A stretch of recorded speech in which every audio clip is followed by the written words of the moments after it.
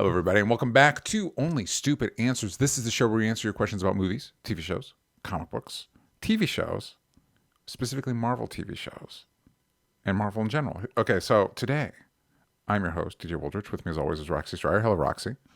That's me, DJ. I'm still deep in investigation mode. We're in investigation mode. If you guys don't know, before we start the show, there's a little pre-show that we do for the people that watch live, and you can do that over at patreon.com/onlystupidanswers. And this is also a good opportunity for me to say that we are launching a new Patreon exclusive show. I am doing a joint show with Comic Pop.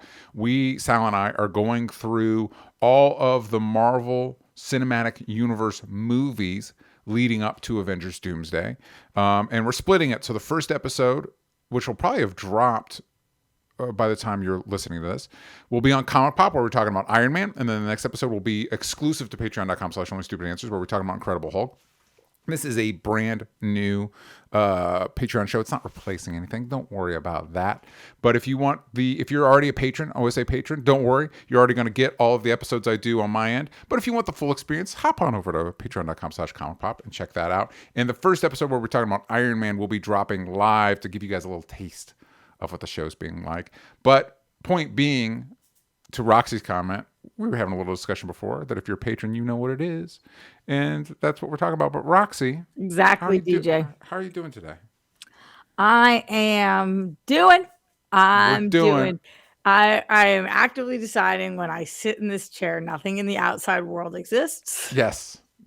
I like it. I appreciate it. Ready to entertain. Yeah, that's our job here, is to entertain. A little song and dance for you all. Well, today, to entertain you, we are going to be talking about Marvel TV, specifically Marvel TV that is at least tangentially connected to the Marvel Cinematic Universe. There's some shows that the connection's a little more loosey-goosey than others.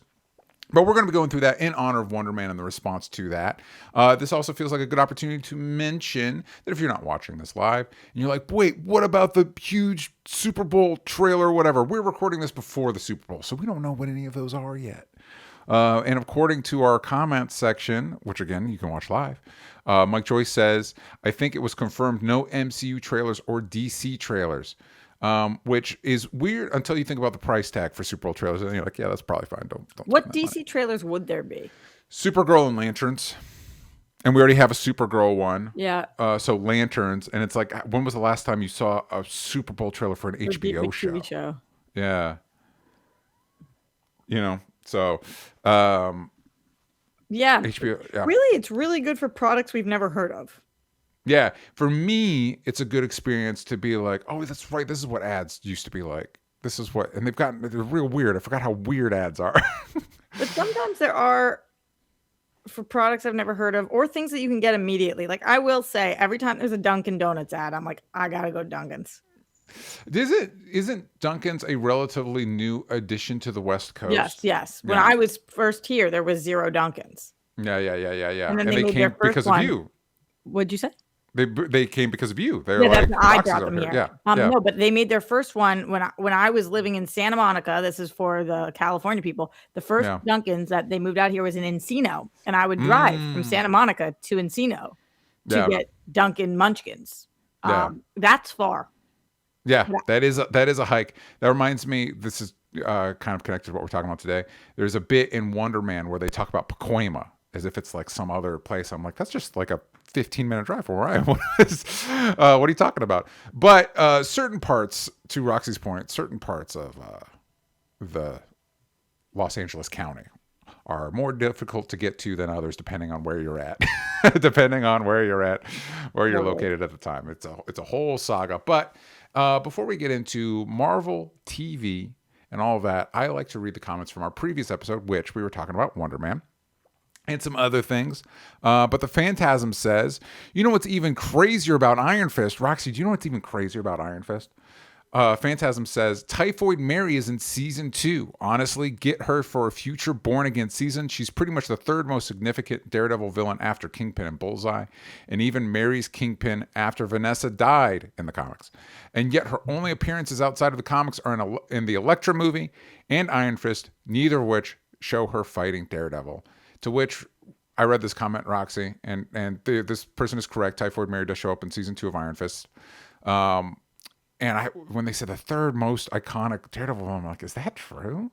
You got Kingpin, you got Bullseye. I throw Elektra in there. I'm going to assume that they're not throwing Elektra in there because she's more of a frenemy. Is Typhoid Mary the third most iconic Daredevil villain? I really don't know. I would take your word on that. More so, I was thinking, I don't remember that season of television at all. And I know I watched it.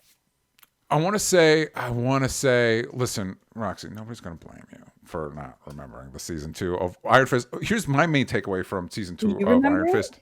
I remember because I do know about Typhoid Mary, and I do remember liking her in the show, and so it stood out to me that she was in it. Yeah, it was played by Alice Eve, and I think Alice Eve and the show did a good job with the character. Other than, I will say this, I think multiple personalities, for people that don't remember, Typhoid Mary is a character in the comics and in the show that has multiple personality disorder. I think as a convention within film and TV, I think multiple personality stuff is really silly. I think it's really silly because I don't, from what I understand, it is a very debated upon whether it's actually really a thing or if it's a symptom of it's a symptom of another mental disorder. And I think the way it's portrayed in movies is not real at all. And I find it an excuse for actors to go really ham it up in a way that I find distracting. Interesting. But here's what I remember about Iron Fist season 2, Roxy. I remember liking it significantly more than season 1. Okay. But it was a low bar. I kind of remember saying that too. I'm looking her up right now and trying to remember, but I cannot. I know her. Yeah. Yep. I don't remember the season. Yeah. Was the hand heavily featured in season 2? No, because season 2 was post Defenders, and we kind of wrapped up the hand story in Defenders, thankfully, because I don't think they handled it very well. I was so excited for Defenders. Yeah, and you know what? Those first few episodes were pretty good. Just the concept so cool. And I remember I was at Comic-Con. I did the red carpet for Defenders. I was at, funny enough, were we both there for Screen Junkies? Got to interview Sigourney Weaver. Because no, I wasn't there for Screen Junkies. Oh, okay. I was there with Screen Junkies, and that was the year I got to be in Hall H panels, and one of them was Defenders, and they played the first episode, and I'm like, this is cool. Sick. Yeah. And pretty much, and this is so funny, the way I remember Defenders is up until all the characters team up, it's real good, and then it doesn't really know what to do with them once they've got them. Like, all the actors are good, and they're good together, but the show doesn't know to do with the plot. Like, because theoretically they did do it right, where like we really built to Defenders. Yes, I think it's the hands. I don't think they ever got a good handle on what they wanted to do with the hand or what they wanted the hand to be, and the Iron Fist issue. And the Iron Fist issue. Although when you gave him a Luke Cage to bounce off of, he was better. Who wouldn't be? Who wouldn't be? Or maybe that's just the fan in me that wants that. Mike Coulter. Hey man. Yeah, maybe it's just sit. Just let it sit. We're just gonna let it live. Darius has dogs. How them dogs doing, Darius? The idea of a bit of a love triangle between Wonder Man, Daredevil, and She-Hulk will be so fun to see. I agree with that, Roxy. What do you think? Name the three again? She-Hulk, Daredevil, and Wonder Man. Well, I'm into the Daredevil and She-Hulk situation. Mm-hmm. I wonder. I mean, I guess is there merit to that in the comics? Like, why Wonder Man? I think because I mentioned that since She-Hulk is West Coast based and Wonder Man is West Coast you based, did too. I wouldn't mind seeing those two interact. Okay. Especially, where are you at with Wonder Man, Roxy? I haven't gone any further. I still have those last 2 episodes. Gotcha. Well, interesting. I don't know if you saw this. Tatiana Maslany was doing a red carpet for something, and they were like, "Hey, there's these rumors that you're done with She-Hulk. What's up with that?" She's like, well, "Who can say? Who knows? I don't know. Do you know?" And she's like, super cagey to a degree that, like, if you were done, you'd just be like, "Yeah, I'm done, man." Yeah. Well, maybe she still wants to. I don't know. I think she's made it very. And I want to say she's made it, but also then society's made her make it very challenging to bring her back. Yeah. So we'll see about that. And The All Right Spider-Man says, I'm kind of getting worried about DCU Batman. Feels like they don't know what they're doing yet. And if they don't fill out the main hero soon, it's going to feel like a real letdown with just random C-list characters getting movies and shows. I believe this is a response to, because I can't help myself, I probably brought up that I think our Pat should be Batman. I probably brought it up. You did bring that up, but I don't really understand this comment. Like, why are you beginning to get worried about DCU's Batman? There's nothing to worry about yet. I think there's no casting. It feels like there's not a lot of progress, and I think a lot of people, because I've been seeing this kind of consensus, it feels like the three you knock out, Superman, Batman, Wonder Woman, and it feels like we got a lot of Superman stuff going. I'm not saying I agree with this. I'm saying this is the vibe I'm getting. And it doesn't seem like there's a lot of movement with Batman, and people are excited to have that happen. I so disagree. First of all, what we know is not what's known. Like, just because we don't know who Batman is does not mean that they don't know who Batman is. Yeah. Second of all, how would that correlate to being just random C-list characters? Peacemaker, Peacemaker's got a show. He's a big part of it. Oh, Clayface is getting a movie. I thought he meant C-list Batman characters. No, because we're not getting, like, instead of like the I next hear what movie's he's saying, Batman, the next one it's Supergirl, it's Clayface, it's, you know what I mean, like. Yeah, but you said C-list character movies and shows, and I don't think Supergirl is a C-list character. Yeah. I certainly don't think Lanterns are C-list characters. Yeah. And we have the Superman movie, so no, I don't find this being the case at all. Not to be a DC shill, but like, I would rather them take their time and figure out what they're doing with Batman than be like, everybody's pressuring us to do Batman. I agree. I would like them to take their time to figure it out, if they have the time to figure it out. If that time exists, because I don't know. There's a lot of with the whole Netflix deal. We're not going to get into it, but it was one of those, like, we'll see how this all plays out.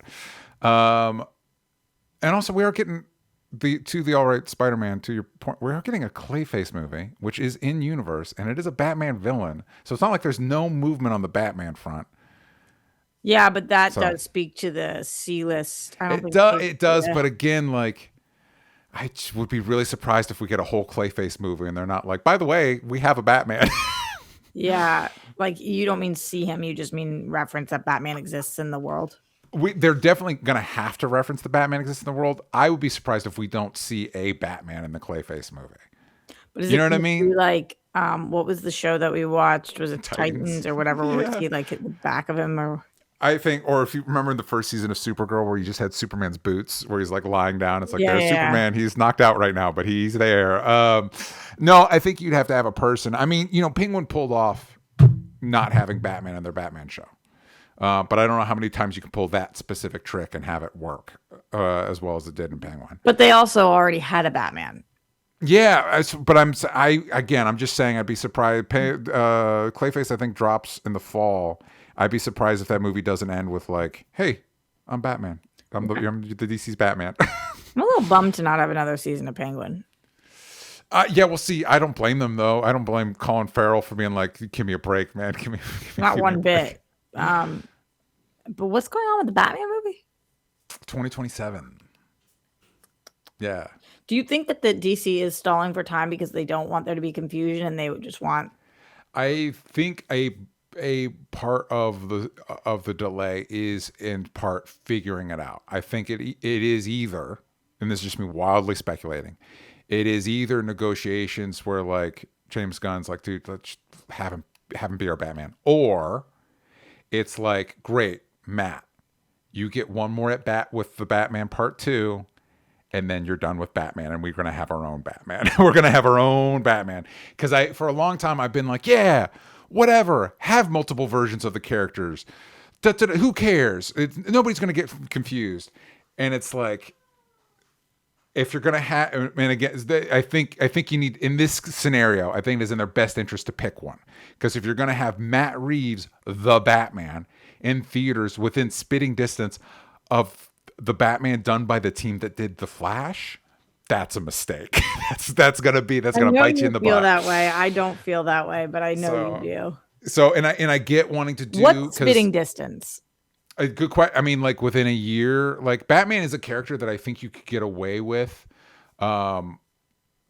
having multiple versions existing in movies at the same time, and audiences will get it. But if one of them is perceived as wildly qualitatively different than the other, like this is the good one, this is the bad one, that's a problem. Just, you know, I do agree with that completely. And whether you like Flash or not, the fact that, Right, that they're right. how it's perceived could be a problem. Getting into the very specifics with this for a second, though. So, okay, we know that Matt Reeves' plan was to do 3 movies. That's what's been said with Batman. I believe that's yeah. So, but say that he gets cut off at 2. Say that 2027 is the last Batman movie. So you think a year is spitting distance.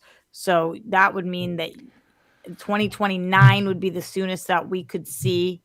I think Batman. When I talk about that, if you do the Batman in 2027, and then your new Batman in 2028, that's fine as long as you say this is it moving forward. Okay, no more Matt you're not Reeves. going back and forth. Exactly. If it's like 2027 is the Batman Part 2, and truthfully, I've heard the trilogy thing too. But originally, Andor was supposed to be like 5 seasons, and then after season 1, Tony Gilroy was like, "I'm tired. We'll do one more, and then we'll wrap this baby up." And Matt Reeves has taken a long time working on this one, so I wouldn't be shocked if he was like, "Let's do one and knock it out." One of my concerns is, I don't know if you've heard about this, Roxy. I like the Batman quite a bit. I think it's a little long, but I like it a lot. Me too. The I don't know how confirmed this stuff is, but we've had the word on the street is, I'll phrase it this way because I don't necessarily want to spoil it for people. Both The Dark Knight and the Batman are heavily indebted to the the graphic novel Long Halloween. Some of the casting stuff that's come out for the Batman 2 is like more Long Halloween, like even more closely tied to Long Halloween. I'm like, we need to move on from this one story, man. Like it's a great Batman story, but are we going to do more Long Halloween shit? Is that really what we're going to do? Yeah. I get why directors are drawn to it.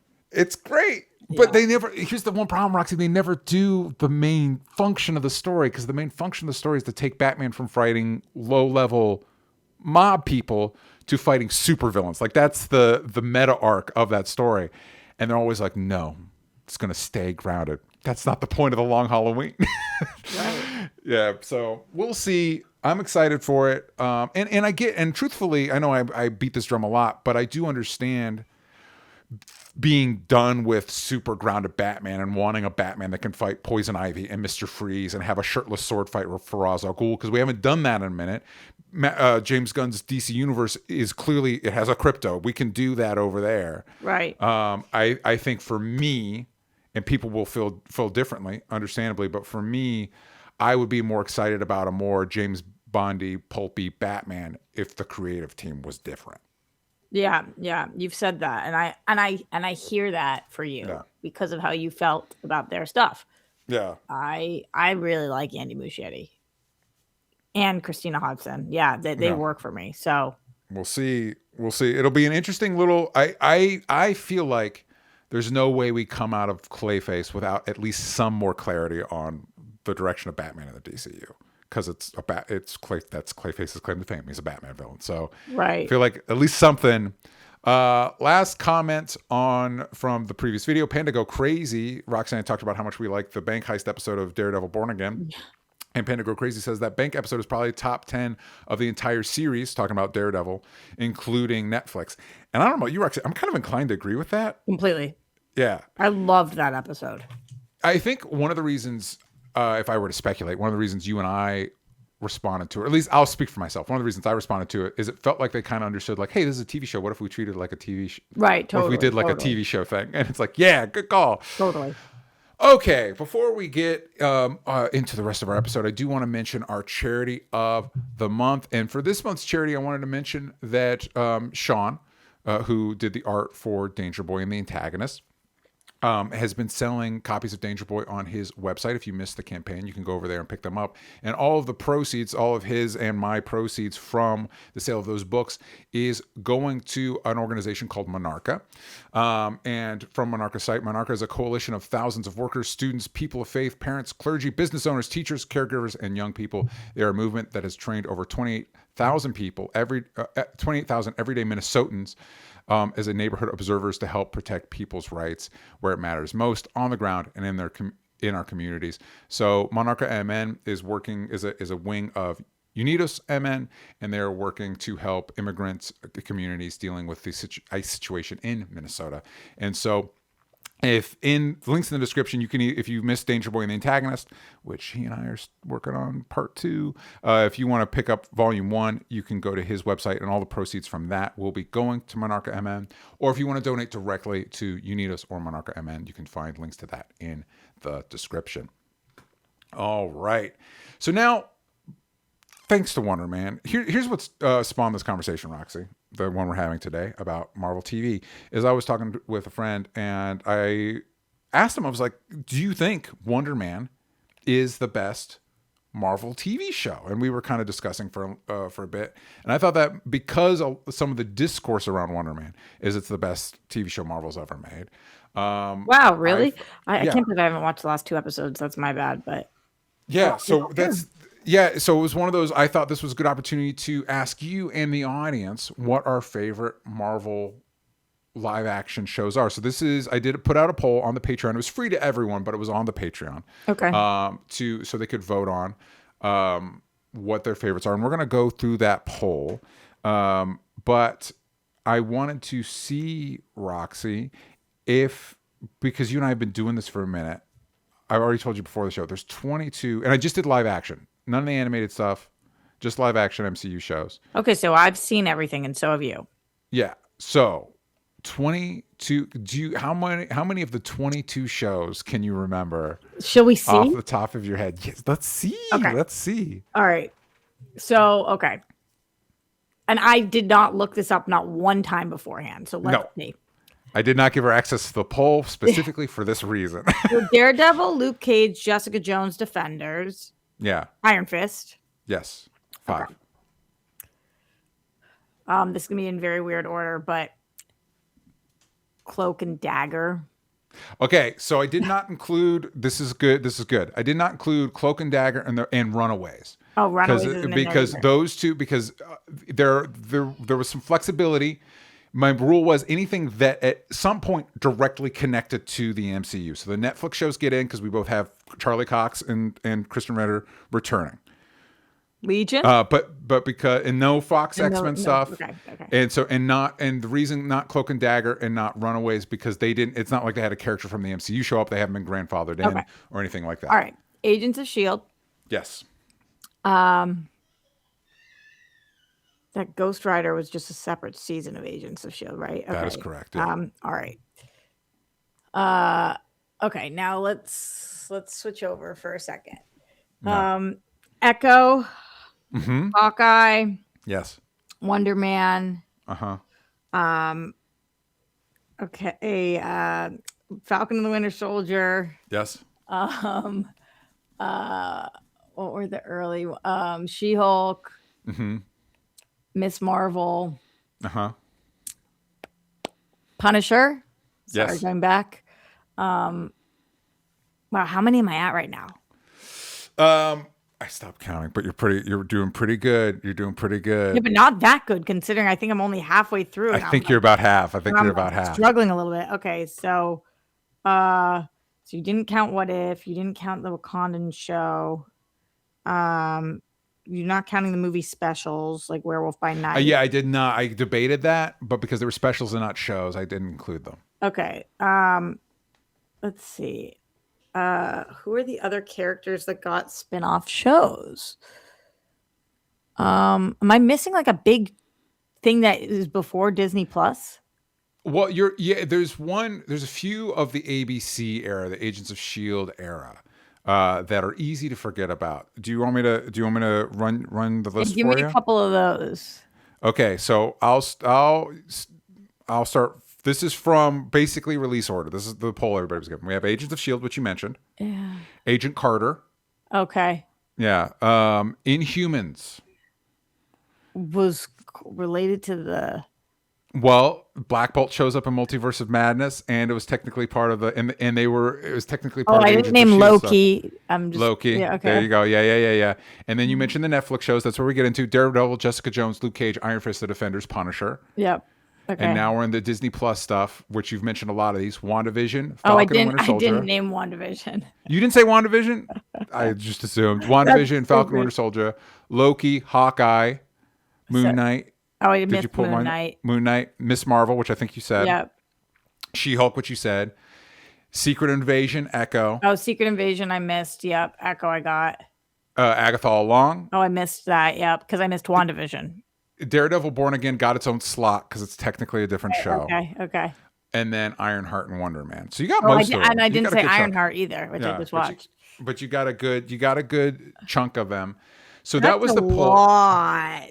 It's a lot, and what's surprising about it is a bulk of it is Disney Plus. They really went all in on Disney Plus, which might have caused some issues for them. So that was the poll everybody was getting. Roxy, before we get into the poll, I just kind of want to get your general thoughts on when you have the full slate of shows. Let me see if I can.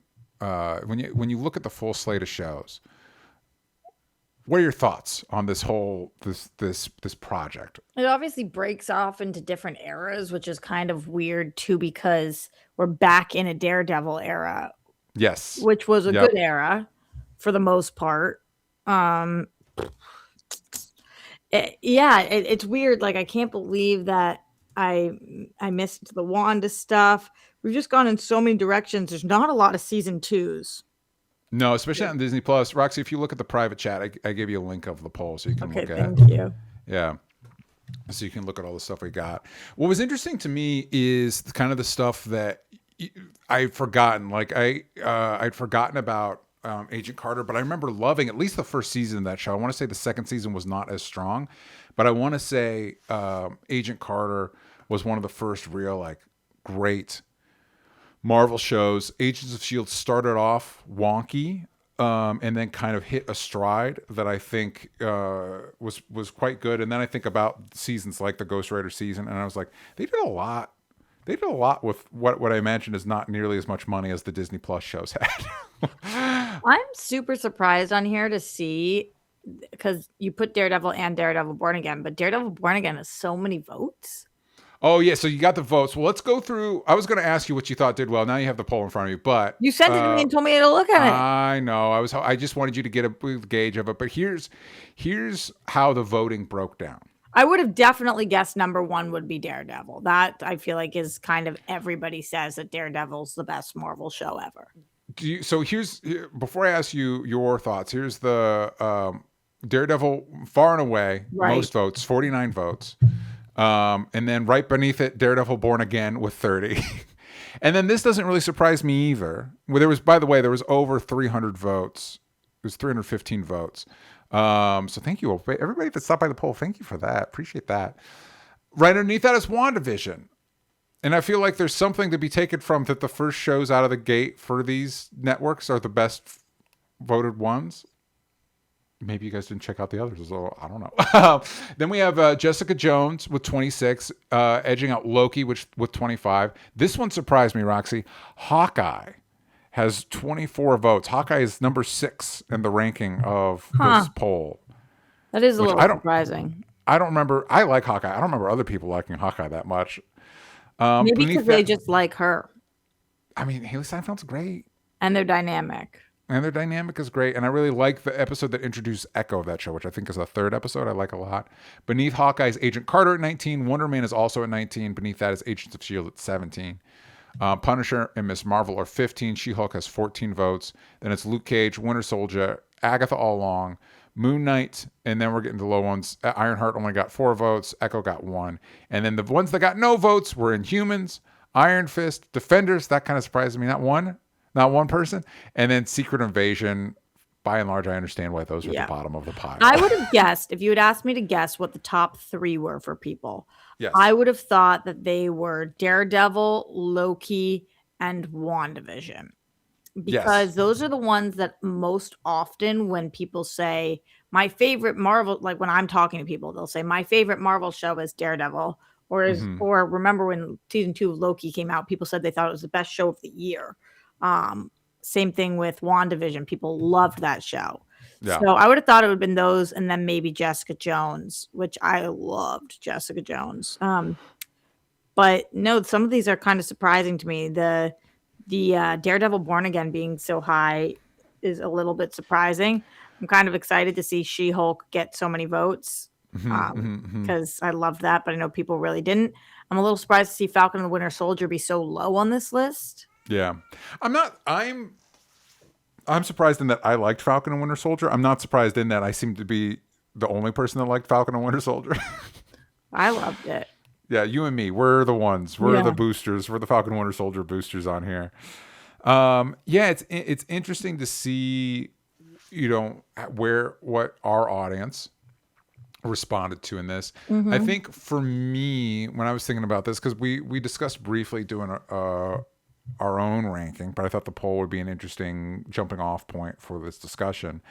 I think for me, if I were to, I do think, to go off the question I started this with, I actually do think Wonder Man might be the overall, whether it's my favorite or not, it might be the overall best show Marvel has done. And my argument for that is this. It doesn't have the Netflix bloat, which even the best seasons of Netflix, which I would argue probably my favorite single season of the Netflix shows was Jessica Jones season 1. It doesn't have the Netflix bloat. It's more focused than that. It doesn't have the Disney Plus. This feels like a show that they reshot 3 times and then they chopped it together, and it's kind of, I like, but it's like, all over the place. It feels more cohesive in the story it's telling. And on top of that, it has all the good stuff. The writing is sharp. The characters are well articulated. It is connected to the MCU. It has a strong connection to the MCU, but it's not distracted by it. It doesn't feel like it could be a movie instead. Yeah, and so I think as far as execution, at least, I think it is the best, because I remember when Born Again came out, I went back and I watched the first 2 episodes of the Daredevil Netflix show. And it's not a pilot because Netflix doesn't do pilots, but that first Daredevil Netflix show, I'm like, oh my God, I forgot how awesome this show is. And then the second episode, which is an episode I love because it has that hall fight, the first hall fight they did. I was watching it and it introduces Rosario Dawson as Claire Temple. And when I was watching it again, I was like, oh, you could already feel the bloat. Like it just is taking too long to do anything. But I still like it. But that was an issue with those Netflix shows, is a lot of them felt like, hey, we were told we have 13 episodes and we have maybe like 8 episodes worth of story, but we're gonna fill it out, gang. You know what I mean? I wonder what that would be about, because it's not about ad spots. So why would they have to hit a certain number? It's just like keeping people on the platform longer. Well, again, you got to remember, I think, and you would probably be better to you might remember this better than I do, but I think before that Marvel deal, all Netflix had was House of Cards and Orange is the New Black as far as like major shows. And so I think at the time they were still they hadn't figured out their platform as much as they have now.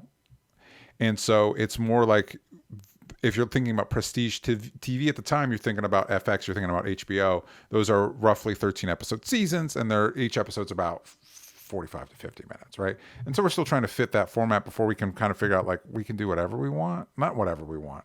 And I do think there is something to be said for that, what's the word I'm looking for? That routine of it, because I do get a little bothered now where it's like, hey, season 1's 12 episodes, season 2's 8 episodes, episode 1 50 minutes, episode 2's 25. It's like, fucking what's happening, man? I can't get a hold of what this show is. So I get bothered by that too, the inconsistency, especially of length of episode.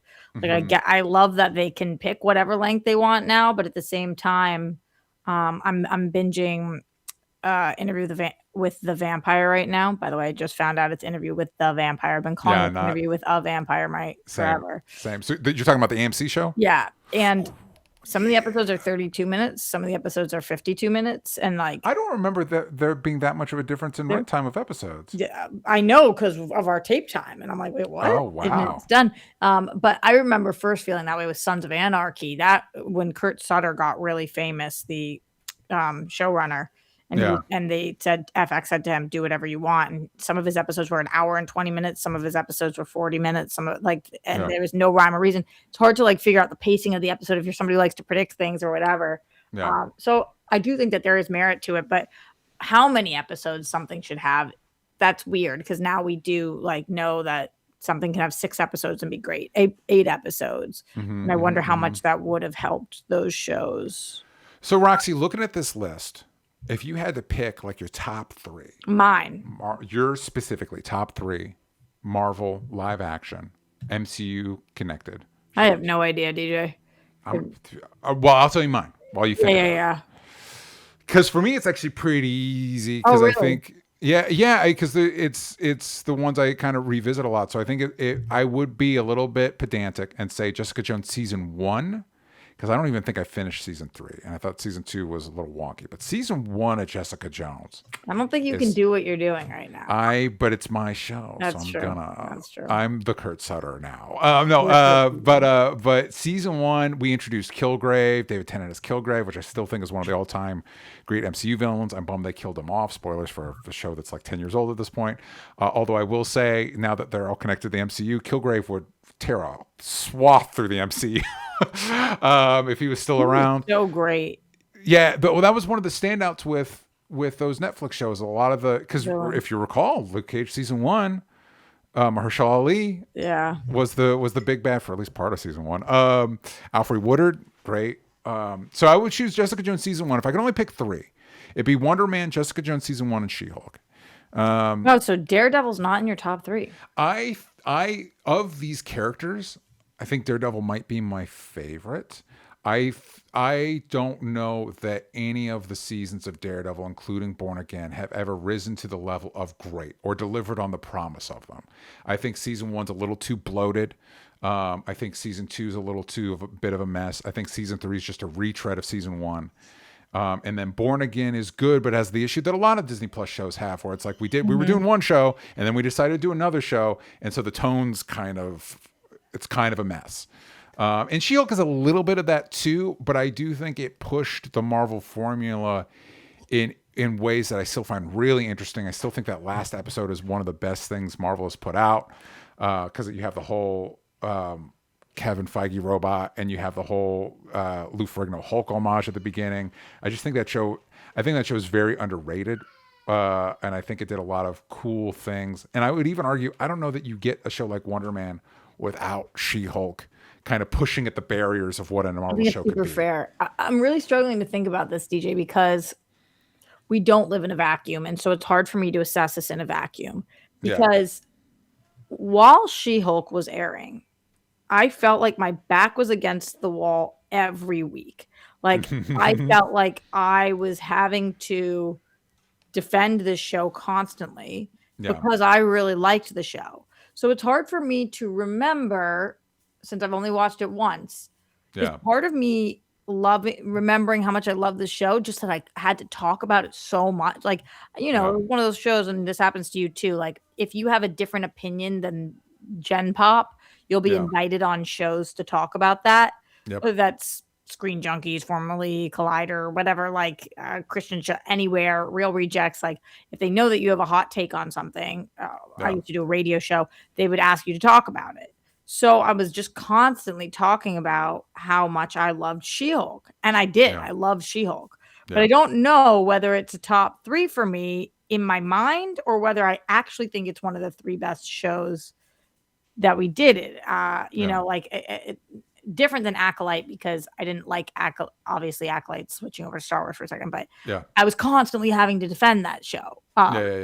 And it's like, I don't even know if I think that show's great. I just liked it. Like I liked it. And that's how I feel about She-Hulk. So I know, and it's been long enough to know, that I loved Daredevil and Jessica Jones. Those are both in my top 3. My third place slot, I'm having a really hard time with, because what my third place slot says is, what is your favorite Disney Plus Marvel show. So already off the bat, you're like, other than Daredevil and Jessica Jones, none of the other Netflix shows. Right. And none of the ABC shows. Yeah, that doesn't surprise me. So that's another thing. When you talk about revisiting, it's like, if I revisited Agent Carter, would that be in there? Because I remember really loving it when it was coming out. But it's been so long now. So long, and TV's different now, and blah, blah, blah. Yeah. So I know that none of those are in it. So I know I've got 2 of my 3 filled. So it's like, what is my number 1 favorite Disney Plus show? Disney Plus Marvel show. So the things that are contenders are She-Hulk, Falcon and the Winter Soldier, and probably Wonder Man. Yeah. Those are probably... And then like kind of what you did for yours, where you were like, season 1 of... I like loved the first couple episodes of Miss Marvel. Yeah. And then I did not like where the show went as much. Yeah. Like the first half of Miss Marvel is like really good. And then it's like... really liked that. Yep. I loved Punisher too. I loved Punisher. And that's another one for me. And I do this a lot with the Netflix shows. I think Punisher season 1 is, by and large, really awesome. I know. And Punisher season 2 is real not great. Yeah. Similar with Luke Cage. I think Luke Cage season 1 is good. Luke Cage season 2 is real good. And then they were done. But remember Punisher, there was this whole episode we had to cut in season 2. I don't remember that. I don't. There was like, it was a big shooting episodes, and there was a massive school shooting, and so they had to just in the middle of it just take out the episode. So like there's like confusing stuff about good to think that will never be an issue moving forward after that. There won't be. I know. Yeah. So yeah, it's like I could easily tell you what it's not. I know it's not Secret Invasion. I know it's not Echo. Yeah. But yeah, I think that I'm kind of stuck, and I really loved Falcon and the Winter Soldier. But if you said to me, you can rewatch either Falcon and the Winter Soldier or She-Hulk again, I would rewatch She-Hulk. Yeah. So yeah. And I haven't finished Wonder Man yet, and I'm really loving it. But is there a reason I haven't finished it yet? So that's a good question to ask. And I know for me, if I were to include the specials, Werewolf by Night would have to be in that conversation, because I thought that was great. I thought that was so cool. But it is just a special. And that makes me think of, speaking of Punisher, they're doing the Punisher special. I'm like, that's smart. Now is not the right time to do another Punisher show. Right. Yeah. Who knows what you'd have to cut moving forward. And we'll see with Daredevil Born Again season 2, where that takes the show, because I also like that. I'll say this, as I look at the overall, it's interesting to see the different eras and all of their different, the things they did well, and the kind of like flaws that each era kind of has. Yeah. What would be your, if you did one flaw for ABC era, one flaw for Netflix era, and one flaw for Disney Plus era, what would it boil down to? I would say for ABC, not really. It's just not really what I want. I don't really want Agents of S.H.I.E.L.D. or even though Agent Carter is great, that's not what I want from like a Marvel show. Nice. Netflix bloat. It's just too much. Just trying to, because you remember how they talked about those shows at the time. They're like, listen, it's like a 13-hour movie, and it's like, sounds awful. Actually, it should be maybe 13 mini movies. Maybe that's a better way of thinking about it. And that's how they felt. It felt like one idea just stretched to even stuff that was good, because it's not like I'm saying Daredevil was bad or Luke Cage was bad. It's just, are they my favorite show? Do I think they nailed being a Marvel show? I don't know that they did. And then the Disney Plus show is not knowing what the F they're doing, man. Like, not where it's like, I have it right here, because going back to the new Avengers Academy show Sal and I are doing, where I'm going through this book, and this book is MCU: The Reign of Marvel Studios, which is kind of behind the scenes look of the MCU and how it was built. There's a line where like their main guy that they said, you're the TV guy, once they did Disney Plus, he was like, wow, I learned a lot. What show was it on? Was it Falcon and Winter Soldier? Because I didn't know how to make TV. And it's like, yeah, we can tell, man. And also, why were you given the reins of the TV shows then? Because they treat it like they treated their movies. They produce them like they produce their movies, but TV's a different animal. And so that's why is what I would say this is the flaw of Disney Plus. Wonder Man seemed to somehow get past all of that. And I don't know if it's the lessons they learned, but if that is a gauge for what I can expect moving forward, that's awesome. Like if Daredevil Born Again, not tonally is similar to this, but is as well constructed as like Wonder Man, but in its own lane, that's really exciting. Okay, follow-up question to you, because as you're saying that, I'm sitting here realizing I still have no idea what's coming for Marvel this year. Yeah. What Marvel shows do we have coming up that have been Vision announced? Quest. We have Daredevil season 2, and then we have Vision Quest, which is a third part of the impromptu trilogy that was WandaVision, Agatha all along. Right. And okay. now Vision So Quest. of the things on this list, DJ, Yes. we're going to our TV shows. Which of these shall get another season? So WandaVision, I guess technically Vision Quest would be a follow-up to that, and Agatha all along, so we'll count that as another season. Falcon and the Winter Soldier, it seems like we are pivoting hard away from that last I've addressed in the movies. Loki, based on the ending of that, no more Loki seasons. Hawkeye, at the time we thought there was going to be another season, but it doesn't seem like that's happening now. Moon Knight, I think dead in the water. Yes. Would be shocked if we even see that character again for a long time. Yeah, which as a Moon Knight fan, I did not like that show, but I am a Moon Knight fan, and it's kind of like you could fix it. You could fix it. You could make it better. Miss Marvel, we saw go to the big screen. So I don't know that we're gonna get another season of Miss Marvel. That's the real shocker one to me, Roxy. But we because I feel like you could do multiple seasons of Miss Marvel for and sure. It would do fine. Yeah. She-Hulk, I don't think they're touching with a 10-foot pole, which is a bummer. Even if Tatiana Maslany comes back as She-Hulk, I would be shocked if they do another season just because of the money they burned on it. Secret Invasion, hell no. Hell no. Echo, it's seemingly no. Yeah, I would assume no. Agatha all along, technically with Vision Quest, if you count that. Daredevil Born Again, we know is happening. Yeah. Ironheart, they have to follow up on somehow, right, Roxy? They have to follow up in some way, right? I suppose not. I suppose they don't. Could you imagine if that's the end of Ironheart? That's the end of the Mephisto plotline. That's the end of that. Bye-bye. I mean, I guess they will use her in a movie at some point.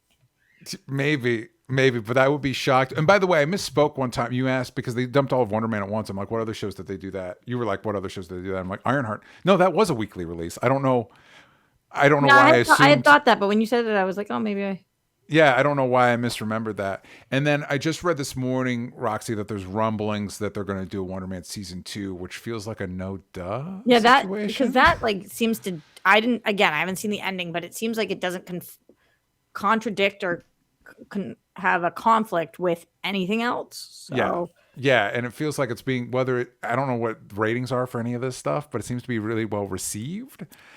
I'm actually just not that big of a fan of one season television. And as a diehard TV girl, that's just my truth. I understand that miniseries exist for a reason, especially when they're anthologies. I think they really work, a la Fargo. I think it's really cool how they've done that, or White Lotus. But I just am not it. To me, if you have a one season TV show, there are some perfect ones like Watchmen. I loved Watchmen. It was a great one season TV show, but they're very clearly set up as one season TV shows. Every one of these, not one of these seems like it was set up as a one season TV show. Yeah. And so one season TV shows that just fizzle, it's just such a lack of understanding of television and the point of developing characters and spending time with them. I think it goes back to that they were developing most of the shows as like they were developing movies, and I think it's a broader problem with the multiverse saga in that because we just went through what got other seasons. You could go through the movies and be like, what got sequels? Yeah, nothing. There's not a Shang-Chi 2. There's not a Doctor Strange 3. There's not a and I think it's.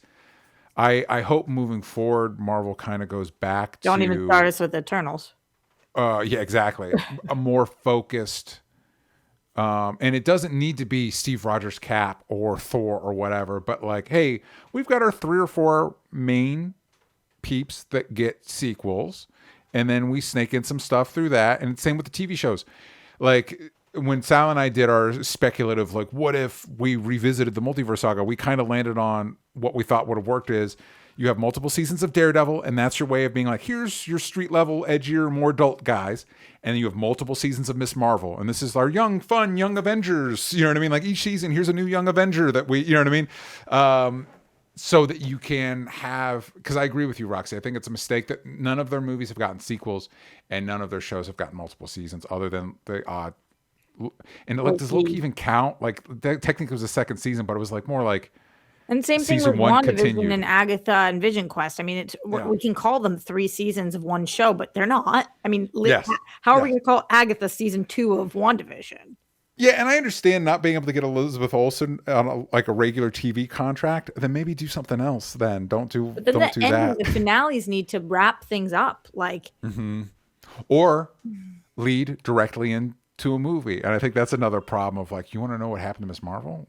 Go to your local Cineplex or like watch the Marvels. Yeah, I just like think that if you dropped somebody from like I Love Lucy days, or even from the Seinfeld days. Yeah. And we're like, this is what television looks like for Disney Plus Marvel now. They'd be like, but that's not TV. Yes. Well, to the degree that if you go to Wonder Man, like on Disney Plus, or go to IMDb, they're like mini series, unless it does well. And then that gets a season. It's like, well, pick a lane, figure out what you're doing ahead of time and do that thing. Cause you could cancel, I guess it's to avoid canceling something. There have been plenty of shows that were designed to be multiple seasons, but didn't do well enough. And so all you got is the one. Yeah, Freaks and Geeks, Firefly, Terriers, Firefly. Yeah, we could keep going. That happens all the time. But yeah, these just feel like they aren't thinking. Like, what was the pitching method? And then I'll let this go. But you know, I've written a couple of TV shows at this point, and one of the things when you're pitching, like, and this is just across the board. So usually, what you come in with is a pilot, and then you come in with a very detailed season 1. And then you come in with the show Bible that essentially is like, here is where this is going. And this is what it would look like in my dream world over 5 seasons. Yeah. Did they have that for like some of these shows? I'm like, wait, but that's the basics. You come in with your pilot, a very clear season 1, and then a show Bible for what the end of the show ultimately is. Which of these steps are we skipping? Because I guess we're coming in with the pilot, and a lot of these pilots are pretty good. No. And then we're kind of missing the detailed first season, and then we're certainly missing the show Bible, because I don't think any of these have any idea where they're going. In all fairness to the creators, maybe Marvel's saying, keep it open-ended. We don't know who we're going to use or not. So who we're going to pull in. Well, to that point, Roxy, we got some questions in Discord. Jake Hefner asks, do you think the movie side of the MCU will ever actually address certain story beats from the TV side, like Fisk declaring martial law in New York City in Born Again, or anything from Secret Invasion? So when you're talking about keeping it open-ended because we don't know what we're going to use, there's certain things like, in my opinion, I don't think anything in Secret Invasion will be touched by anything ever. Like that, they kept it open-ended. I don't think we're going to touch on Rhodey being a Skrull. None of that is ever going to get addressed ever again. That's crazy, but I agree. That's so crazy. Yeah. Remember as we were watching that show, we were like, wait, what? Who died? What is happening? Yeah. And it's like, no, it's radioactive. We're not like, you should never say never, because like they ended up bringing stuff back from Incredible Hulk, and that kind of was like the redheaded stepchild for a long time. So maybe eventually Emilia Clarke will show back up and be like, I'm Ben Mendelsohn's Skrull daughter, or whatever her bit was in that show. How are they going to not deal with Fisk declaring martial law? Well, I think the only one that would address that is Spider-Man. I'm still holding out hope, going back to DJ's hopes and dreams. I'm hoping that for some reason Daredevil and Kingpin do factor into that movie, and they just haven't revealed it yet. So I'm hoping that it does get addressed in some level, but not at this point. Not a lot of the MCU characters hang out.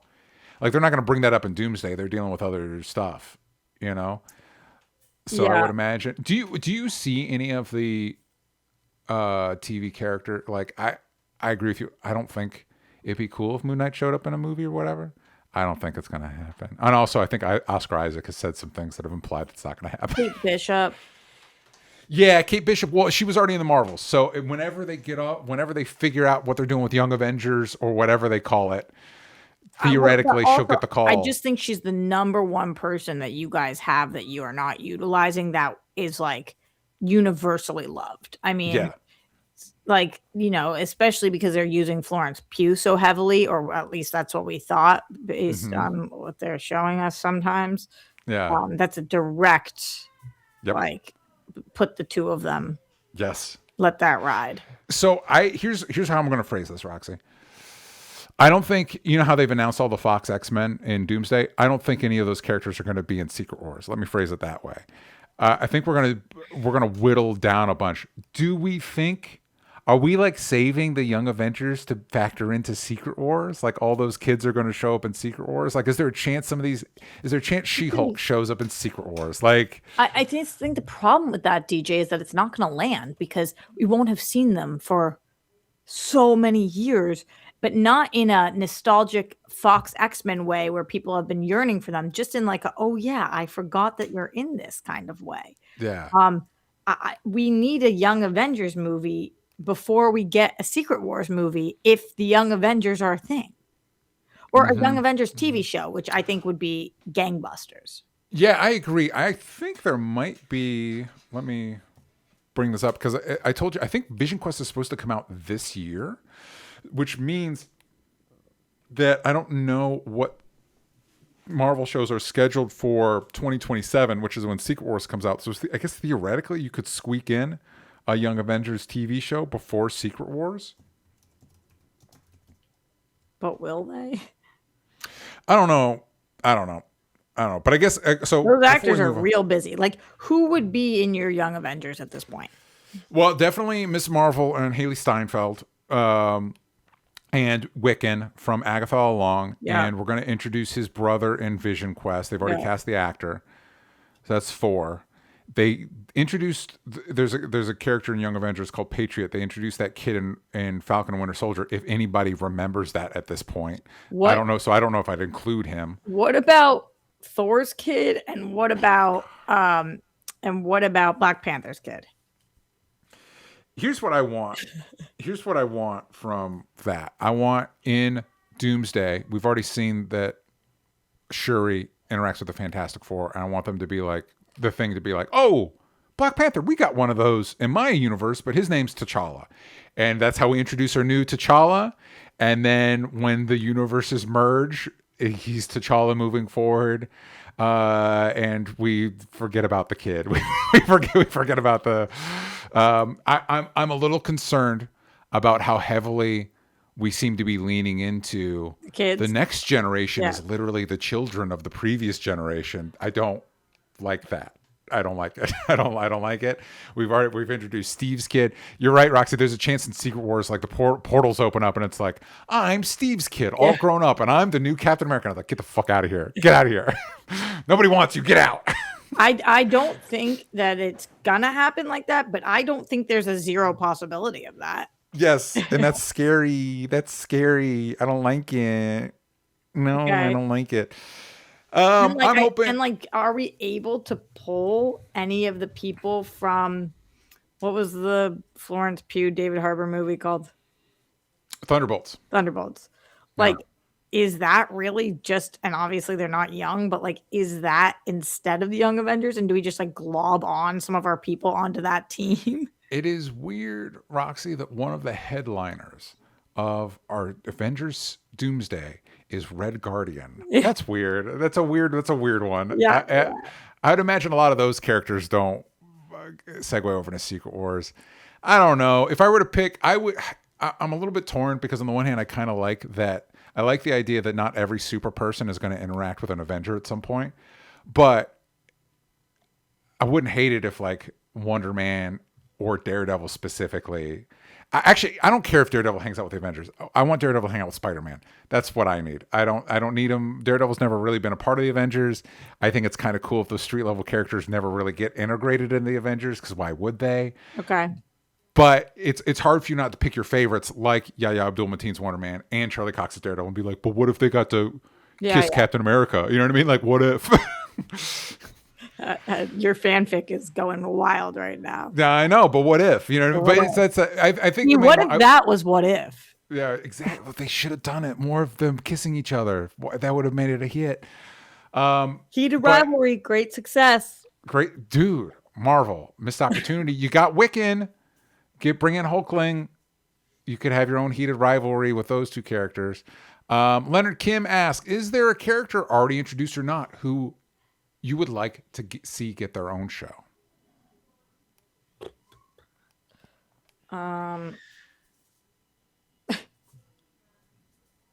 It's like some of them are too big, right? Like we can't just switch Shang-Chi to being a show, I don't think. Like Yeah, even though I think you could argue it might have done better as a show. that's I for like the that start, movie. but now Yeah.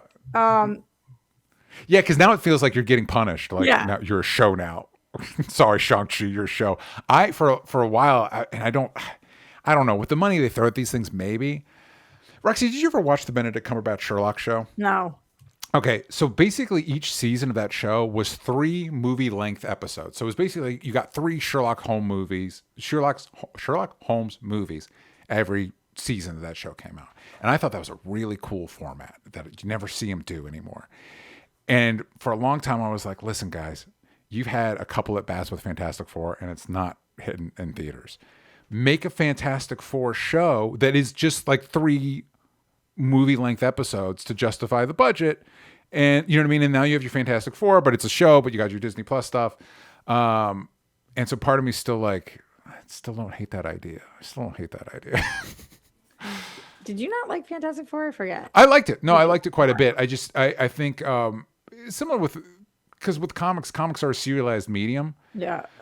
So it's hard not to want that sort of thing because like I love James Gunn's Superman, but once again, it's like, am I going to see this Superman fight Parasite or Metallo or Mixie or any of these other characters that are so integral? Same thing with Spider-Man. Obviously, Spider-Man will always be movies. But it's hard not to want like a live action show where you could see him fight all his rogues and see all his supporting cast, because with movies, you're just going to get a small sliver of that. Yeah. Every few years. And so with the Fantastic Four, it's like, it'd be cool to see Molecule Man, to see Red Ghost, to see Mad Thinker, to see the Puppeteer. And I think maybe that type of thing would, if the tone of Fantastic Four might do better on TV than in the movies, other than the fact that you've got one of your main characters as a rock man that you have to CGI out. You know what I mean? Like that's a problem. You know?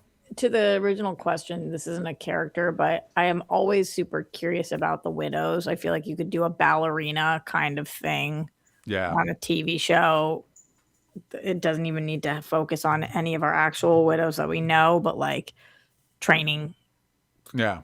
Yeah, I agree with that. And they did that Black Panther show. You could do a widow show. Yeah. But if it's about one character, I feel like I keep mentioning her, but it's like Kate Bishop's the only character right now that I think that we have that we could do a TV show, and that would be like an easy. It is kind of stupid. You could even do multiple seasons without Jeremy Renner. It's just a Kate Bishop show now. She's Hawkeye. It's her show. Multiple seasons of that show. That's dumb. Do that. Right. Move over to the West Coast. Start building out your West Coast Avengers thing. I'm hard pressed to think of a character that they haven't done yet, because I'm tempted to say Ghost Rider, but I actually think Ghost Rider would be better as a movie than a show. I don't know the character has. But that's the question was who they have done, right? No, it's already introduced or not. Oh, already introduced or not? It's a character. If they've already introduced, I guess the character they've introduced but does not have a show yet. Who have they introduced that doesn't have a show? You could have done something with Black Knight, but yeah, I would save Ghost Rider for a movie. I'm tempted to cheat and be like, maybe actually introduce Moon Knight. Maybe introduce a Moon Knight that's actually like Moon Knight and not the character that you had there. Maybe just start from scratch with Moon Knight. You could do it.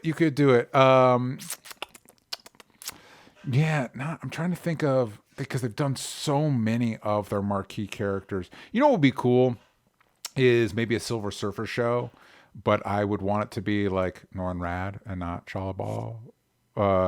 So I guess I don't have a good answer for you off the top of my head. I'm sorry, I'm failing the test right now. Yeah. I am too. Especially because I just keep going back to all of the people, like thinking about like Shang-Chi, like Awkwafina's character. Like a random just do oh my god. Yeah, Shang-Chi, I think there would be merit in saying, Shang-Chi, your show now, you're hanging out with Daredevil and the street level guys. That's your bit. That's probably where we should have had you to begin with. We wanted you to be Chinese Black Panther, but that's not really Shang-Chi's gimmick. That's not his brand. Got to stay true to the brand. Let us know in the comments what characters, already introduced or not, that you think would have a great show.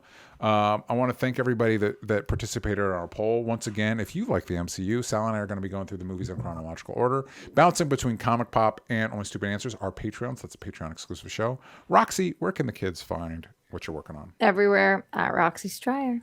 Check that out. You can find me at DJ Talks Trash. We just did a retroversion on my personal channel talking about Wonder Woman 1984, and that was an interesting movie to revisit in 2026. Ooh. And why, DJ? The interesting thing is, like, I remember at the time I didn't hate it, and I still don't hate it. And what's funny, Roxy, is the comments are so passionate about like ripping into it, really? And I was like, I'm hard pressed to generate a strong feeling about Wonder Woman 1984, but hey, to each their own. Anyway, thank you all for joining us. Check that out if you want. We'll see you next time. Bye-bye. Bye.